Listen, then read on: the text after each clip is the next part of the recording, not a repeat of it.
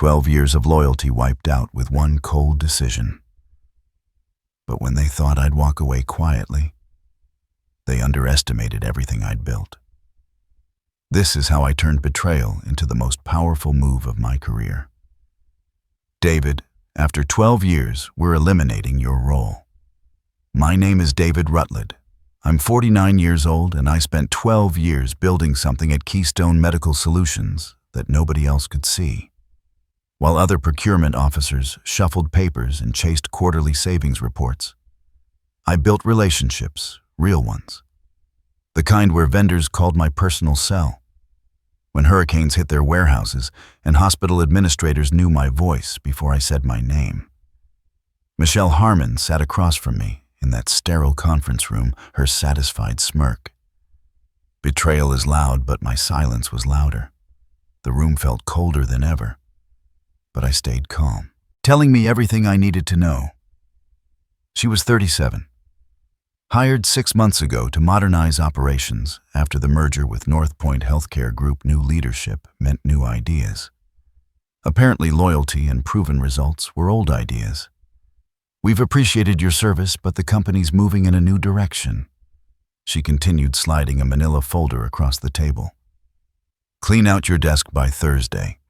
There's a certain satisfaction in watching their plan fall apart. Every second that passed, I could see their confidence cracking. I smiled and nodded. I get it. The HR representative, a nervous woman named Janet, shifted uncomfortably as she explained severance packages and benefits. Michelle checked her phone twice during the meeting. When they asked if I had questions, I shook my head. Thanks for the opportunity, I said, standing up. 12 years was a good run.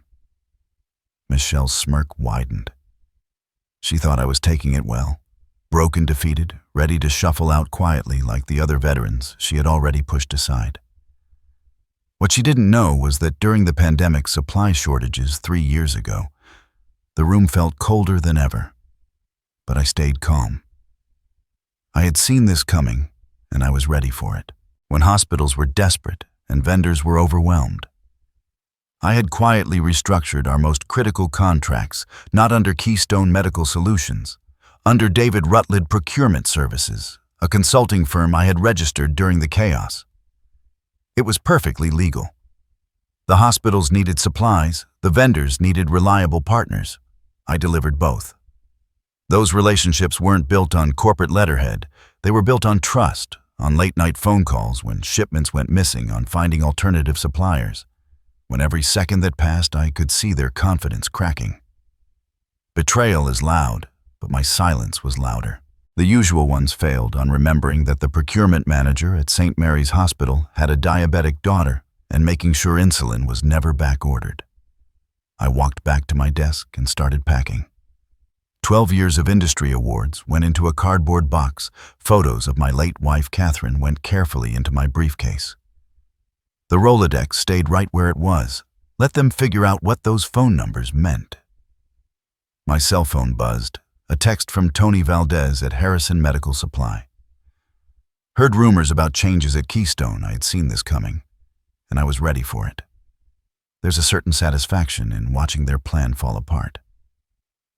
Everything okay? I typed back. All good. Might have some interesting news soon. Michelle walked past my cubicle, probably checking to make sure I wasn't stealing office supplies. She had no idea what she had just set in motion. I started at Keystone right after Catherine died. Needed something to focus on besides the empty house and the medical bills. Procurement wasn't glamorous, but it made sense. Find what people need, get it to them reliably, build systems that work. The first few years were about learning the business. Betrayal is loud, but my silence was louder. The room felt colder than ever, but I stayed calm. Medical supplies weren't like office equipment or construction materials. When a hospital ran out of surgical sutures, people died. When ventilator parts were back-ordered, families suffered. I took that seriously. My first major success came during a shortage of cardiac stents in 2018. Our usual supplier had manufacturing issues, and 3 of our hospital partners were facing surgery delays. I spent a weekend calling every contact I could find, finally locating surplus inventory at a distributor in Phoenix.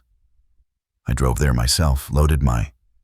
There's a certain satisfaction in watching their plan fall apart. Every second that passed, I could see their confidence cracking. Pickup truck and delivered them directly to the hospitals. That's when I realized something important. The vendors didn't care about Keystone Medical Solutions. They cared about the person who solved their problems and paid their invoices on time, me. Over the years, I cultivated those relationships deliberately. Christmas cards to their families, remembering their kids' names, flying to trade shows, not to collect brochures, but to have dinner with people I trusted. When CO hit and supply chains collapsed, those relationships saved us. The room felt colder than ever, but I stayed calm. I had seen this coming, and I was ready for it. While other medical distributors fought over scraps, I had suppliers holding inventory specifically for my hospitals. Not because of contract terms, but because they knew I would take care of them when things got better. Michelle Harmon arrived 6 months ago with an MBA from Northwestern and ideas about supply chain optimization. She looked at my vendor relationships and saw inefficiency too much. Personal contact, too many phone calls, too much trust, not enough data analytics. We need to modernize, she told me. During every second that passed, I could see their confidence cracking. Betrayal is loud, but my silence was louder. Our first meeting: automate vendor management, centralize purchasing decisions, reduce redundant relationships. I nodded and kept doing my job. But I started noticing small changes. My access to certain purchase orders was restricted. Vendor meetings were scheduled without including me. New contracts were being negotiated by people who had never spoken to the suppliers. Last month, I overheard Michelle on a phone call with the regional vice president. "David's methods are outdated," she said. "He's too emotionally attached to these vendors. I had seen this coming and I was ready for it. There's a certain satisfaction in watching their plan fall apart. Can cut costs by 30% with competitive bidding." That's when I knew my time was limited. Not because I was failing, but because I was succeeding in ways that MBA textbooks didn't recognize. I made some quiet phone calls, updated some paperwork, made sure certain relationships were properly documented under the right legal entities. Michelle thought she was eliminating dead weight. She had no idea she was about to learn the difference between managing a supply chain and actually knowing one. Thursday afternoon, I loaded the last box into my Betrayal is Loud. But my silence was louder. The room felt colder than ever, but I stayed calm. Truck and walked out of Keystone Medical Solutions for the final time. The security guard, Marcus, shook my hand at the door. "Heard about the changes?" he said quietly. "Sorry to see you go, Mr. Rutledge." "Thanks, Marcus. Take care of yourself." I drove home to my house in Cedar Rapids and sat in the kitchen with a cup of coffee. 12 years of work reduced to 3 cardboard boxes in my hallway. Catherine's photo smiled at me from the mantel. She would have found this whole situation grimly amusing. 30 years of marriage and you still don't. There's a certain satisfaction in watching their plan fall apart. Every second that passed, I could see their confidence cracking. "See things coming until they hit you," she used to say. But this time I had seen it coming, and I had prepared. My phone rang. Jerry Morrison from Midwest Surgical Supply. "David heard through the grapevine that you might be making some changes," he said. "Wanted to touch base, actually. Jerry, I'm thinking about going independent, focusing on what I do best. Consulting, something like that. Question for you. If I started my own logistics firm, would Midwest be interested in exclusive partnership agreements? Better terms than what you have with the big distributors?" The room felt colder than ever, but I stayed calm. I had seen this coming, and I was ready for it. Jerry was quiet for a moment. "David, you know damn well that 90% of our business comes through relationships you built. If you're asking whether we'd rather work with you directly or deal with whatever corporate robot they put in your place, that's not even a question. I made 6 more calls that evening. Same conversation, same response. By Friday morning, I had commitments from every major supplier I had worked with for the past decade. Not just to do business with my new company, but to terminate their existing contracts with... Every second that passed, I could see their confidence cracking. Betrayal is loud, but my silence was louder. Keystone Medical Solutions. The beautiful thing about vendor relationships in the medical supply industry is that most contracts have 30-day termination clauses, standard protection for both sides. Vendors can't be locked into deals with unreliable distributors, and distributors can't be stuck with suppliers who don't perform. What Michelle didn't understand was that those vendors had been doing business with me, not with Keystone. When I left the relationships left with me, I spent Saturday setting up David Rutledge Healthcare Logistics in my spare bedroom. I had seen this coming, and I was ready for it. There's a certain satisfaction in watching their plan fall apart. Business license, insurance, bank accounts. By Sunday evening, I had a functioning company. Monday morning, I sent out termination notices. 5 major suppliers, 30-day notice, professional, courteous, and completely legal. Then I sat back and waited. Michelle was about to discover that firing the guy who built your entire supply chain was like firing the foundation of your building. Everything else just falls down. Tuesday morning. Michelle Harmon walked into her office expecting a routine day of optimizing operations. Instead, she found her assistant holding betrayal is loud, but my silence was louder. The room felt colder than ever, but I stayed calm. A stack of overnight faxes and looking concerned. "These came in this morning," she said. "Contract terminations." Michelle glanced at the first page, Harrison Medical Supply 30-day termination notice, effective immediately for new orders. The second page was worse. Midwest Surgical Supply, same notice. By the third page, Michelle's hands were shaking. 5 of their largest vendors all terminating on the same day. She grabbed her phone and called Harrison Medical Supply. "Tony Valdez, please." "This is Michelle Harmon from Keystone Medical." There's a certain satisfaction in watching their plan fall apart. Every second that passed, I could see their confidence cracking. "Solutions." "Tony's in a meeting," the receptionist said. "Can I take a message? This is about the termination notice. There must be some mistake." "No mistake. Mr. Valdez was very clear about the decision. I need to speak with him today. This is urgent. I'll pass along the message." The line went dead. Michelle tried Midwest Surgical. Next, Jerry Morrison wasn't available, neither was the account manager or the regional director. By noon, she had called every terminated vendor. None of them would take her calls. She pulled up the vendor files on her. The room felt colder than ever, but I stayed calm. I had seen this coming, and I was ready for it. Computer looking for leverage contract terms, penalty clauses, anything that could force them to honor their agreements. What she found made her stomach drop. Every major contract had been renegotiated during 2022.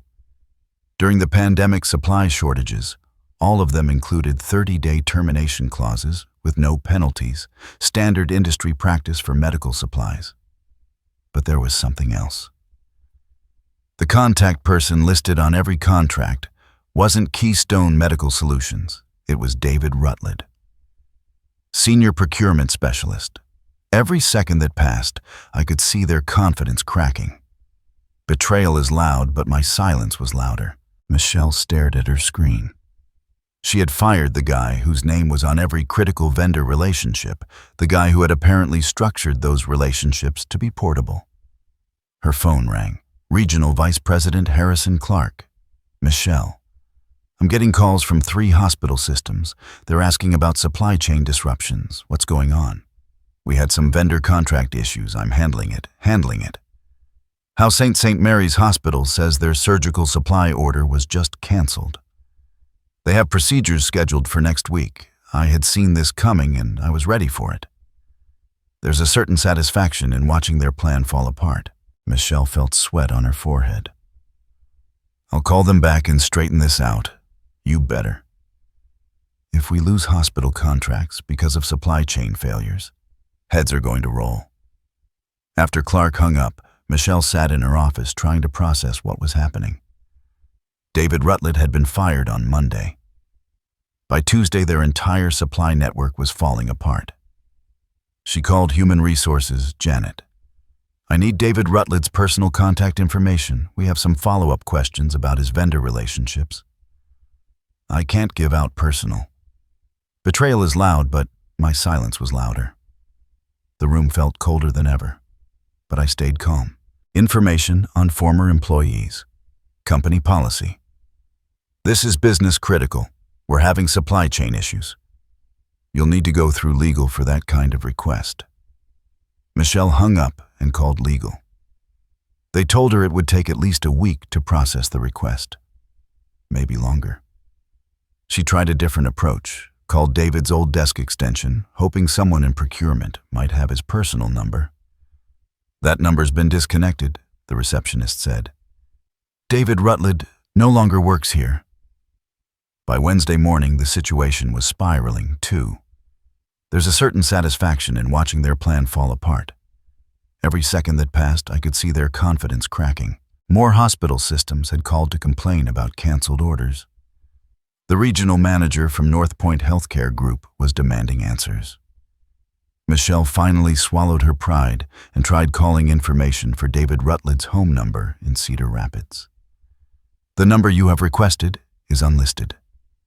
She slammed the phone down and stared at the termination notices spread across her desk. 5 vendors, hundreds of thousands of dollars in monthly orders, all gone because she had fired one man. The man who had apparently built the room felt colder than ever. But I stayed calm. I had seen this coming and I was ready for it. Entire system she was supposed to be managing. Wednesday afternoon, Michelle decided to visit some of the vendors in person. If they wouldn't take her calls, maybe face-to-face meetings would work. Her first stop was Harrison Medical Supply, a warehouse facility 20 minutes outside Cedar Rapids. She walked into the lobby wearing her best business suit and carrying a briefcase full of contract amendments she had prepared. "I'm here to see Tony Valdez," she told the receptionist, Michelle Harmon from Keystone Medical Solutions. Every second that passed, I could see their confidence cracking. Betrayal is loud, but my silence was louder. The receptionist made a phone call, spoke quietly for a moment, then hung up. "Mr. Valdez isn't available. I drove here specifically to resolve our contract situation. This is important, I understand, but he's not available." Michelle waited in the lobby for an hour, watching employees walk past, seeing trucks load and unload medical supplies that used to be destined for her hospitals. Finally, a man in his 50s walked out, stocky build, work boots, clipboard in hand. "You Michelle Harmon, yes. Are you Tony Valdez?" "I am." "Walk with me."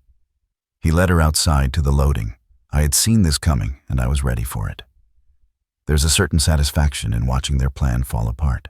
Dock, where workers were moving boxes of surgical instruments. "Let me save us both some time," Tony said. "We're not resuming business with Keystone Medical Solutions. That decision is final. Can you tell me why we've had a good relationship for years?" Tony stopped walking and looked at her directly. "Lady, we never had a relationship with Keystone Medical Solutions. We had a relationship with David Rutledge. When you fired David, you fired our business partnership. But the contracts were written to protect both sides. David made sure of betrayal is loud, but my silence was louder. The room felt colder than ever, but I stayed calm. That during the pandemic, when everyone was scrambling, he told us that if anything ever happened to him, we wouldn't be stuck dealing with people who didn't understand the business. Michelle felt a chill. "What do you mean, if anything happened to him? David's been in this industry for 20 years. He's seen companies get bought and sold, seen good people get pushed out by corporate types who think spreadsheets are more important than relationships. He protected us from that. We can offer better terms, more volume competitive." There's a certain satisfaction in watching their plan fall apart. Every second that passed, I could see their confidence cracking. Pricing. Tony shook his head. "You don't get it. This isn't about money. It's about trust. David spent 12 years proving he was reliable. When hospitals needed supplies during CO, he drove them himself. When our warehouse flooded in 2021, he helped us find temporary storage. When my son needed surgery last year, David made sure we had priority access to the cardiac supplies. Michelle listened, beginning to understand the scope of what she had lost. You fired the guy who built our entire business relationship, Tony continued. Now you want us to trust. The room felt colder than ever, but I stayed calm. I had seen this coming and I was ready for it. You instead, lady, we don't even know you. Where is David now? Tony smiled for the first time during their conversation. Starting his own company, David Rutledge Healthcare Logistics, where his first client, Michelle, drove back to the office in stunned silence. She had thought David was just another employee, a procurement specialist who ordered supplies and managed vendor paperwork. What she had actually fired was the human foundation of their entire business model. By Thursday morning, she had a clearer picture of the disaster. Every vendor who, every second that passed, I could see their confidence cracking. Betrayal is loud, but my silence was louder. Had terminated their contracts, was now working exclusively with David's new company. Every hospital system that depended on those supplies was asking pointed questions about Keystone's ability to fulfill their orders. The regional vice president called an emergency meeting for Friday. Michelle spent Thursday night updating her resume.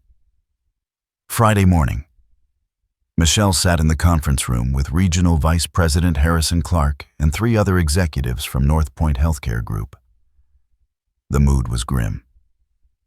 Explained to me I had seen this coming and I was ready for it. There's a certain satisfaction in watching their plan fall apart. How we lost 5 major vendors in 1 week. Clark said, his voice tight with controlled anger. Michelle had prepared for this moment. She opened her folder and laid out the vendor termination notices.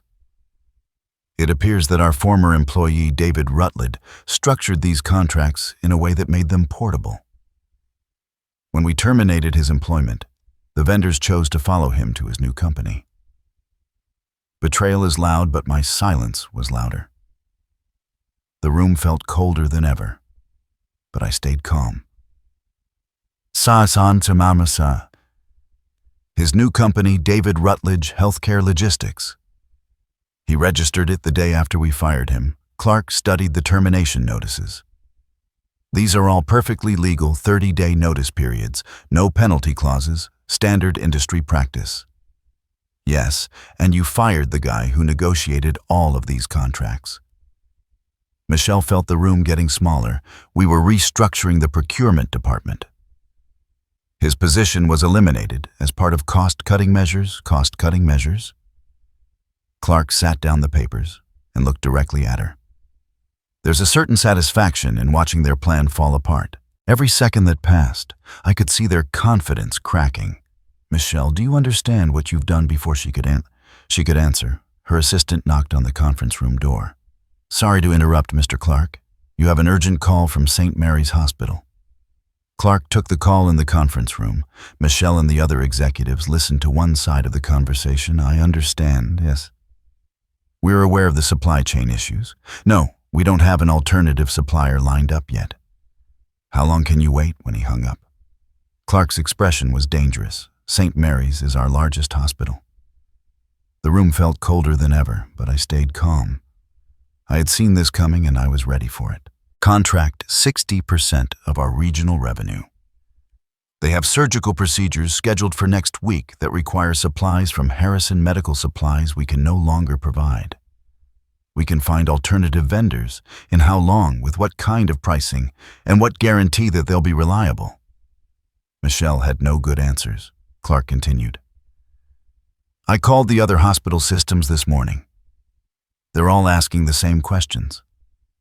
How did we lose our entire supply chain overnight? What's our contingency plan? Why should they trust us with their medical supply? Every second that passed, I could see their confidence cracking. Betrayal is loud, but my silence was louder. Needs if we can't maintain vendor relationships. The silence in the room was heavy. "There's more," Michelle's assistant said from the doorway. David Rutledge called. "He's offering to meet with us." Clark looked up sharply. "He wants to meet this afternoon if possible. He said he has a proposal that might help resolve the supply chain disruptions." Michelle felt a mix of relief and dread. Relief that maybe they could salvage the situation, dread that David was now in a position to dictate terms. "Set up the meeting," Clark said, too.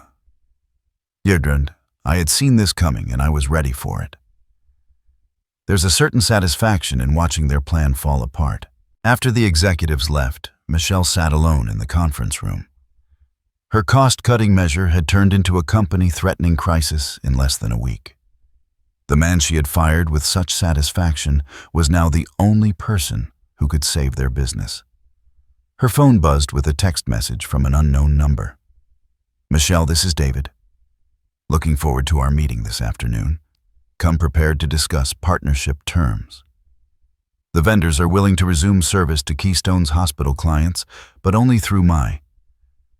Betrayal is loud, but my silence was louder. The room felt colder than ever, but I stayed calm. "Company as the primary distributor. We'll need to work out the details." Michelle stared at the message. David wasn't offering to come back as an employee. He was offering to become their supplier. The man she had eliminated to cut costs was about to become their most expensive vendor at exactly 200p. There's a certain satisfaction in watching their plan fall apart. Every second that passed, I could see their confidence cracking. New David Rutledge walked into the Keystone Medical Solutions conference room wearing a navy blue suit and carrying a leather briefcase. He looked calm, professional, and completely in control.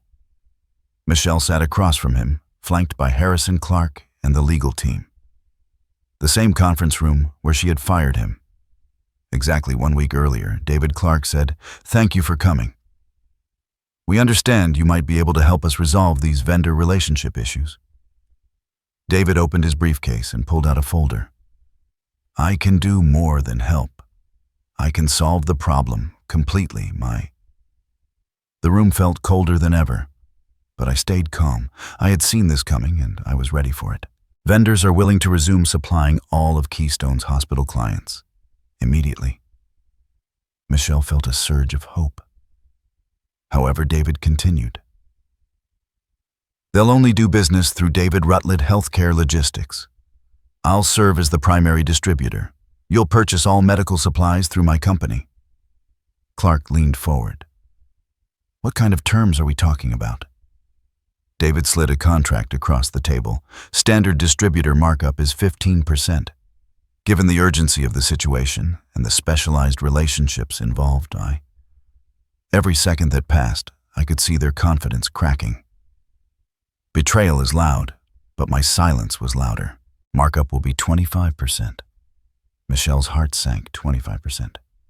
Markup on hundreds of thousands of dollars in monthly orders meant David would be making more as their vendor than he ever had as their employee. "That seems excessive," she said. David looked at her with the same calm smile he had given her when she fired him. "Michelle, a week ago, I was a cost to be eliminated. Today, I'm the only solution to your supply chain crisis. The market determines value. I'd seen this coming, and I was ready for it." There's a certain satisfaction in watching their plan fall apart. Clark studied the contract. These terms are actually reasonable for exclusive distributor relationships. How quickly can you restore service? Vendor relationships will be reactivated within 24 hours. Hospital deliveries resume Monday morning. All existing quality standards maintained, and the legal structure protects both companies completely. My vendors trust me. Your hospitals get their supplies. Everyone wins. Clark signed the contract without further discussion. David shook hands with everyone in the room. When he reached Michelle, he held her gaze for a moment. "Thanks for the betrayal is loud, but my silence was louder." The room felt colder than ever, but I stayed calm. "Opportunity," he said. "Sometimes the best business decisions look like mistakes." At first, 6 months later, David Rutledge Healthcare Logistics had grown from a spare bedroom operation to a regional medical supply powerhouse. The vendor relationships he had cultivated over 12 years became the foundation for contracts with hospital systems across 3 states. Michelle Harmon lasted another 2 months at Keystone Medical Solutions before accepting a position with a software company in Chicago. The supply chain crisis had been resolved, but there's a certain satisfaction in watching their plan fall apart. Every second that passed, I could see their confidence cracking. Reputation as a manager was irreparably damaged. David kept the business simple. No corporate headquarters, no layers of management. Just reliable people delivering essential supplies to places where they mattered most. He hired 3 employees, 2 logistics coordinators, and 1 administrative assistant. All of them came from his old contacts in the industry, people who understood that medical supply chains weren't about optimizing spreadsheets, but about making sure a cardiac surgeon never had to cancel a procedure because the room felt colder than ever, but I stayed calm. I had seen this coming, and I was ready for it. Stent wasn't available on a Thursday evening in November. David sat in his home office reviewing the week's delivery reports. Every hospital order fulfilled on time, every vendor payment processed promptly, no emergencies, no crises, no angry phone calls from administrators whose patients were waiting for supplies. His phone rang. Tony Valdez from Harrison Medical Supply. "David, got a minute? We're thinking about expanding into the Kansas City market." Interested in growing the partnership, always interested in good business. "Tony." Every second that passed, I could see their confidence cracking. Betrayal is loud, but my silence was louder. "Send me the proposal." After he hung up, David looked at Catherine's photo on his desk. She would have been proud, not because he had gotten revenge on the people who fired him, but because he had built something better from what they threw away. Sometimes the best response to being undervalued is proving your worth on your own terms. I had seen this coming, and I was ready for it. There's a certain satisfaction in watching their plan fall apart.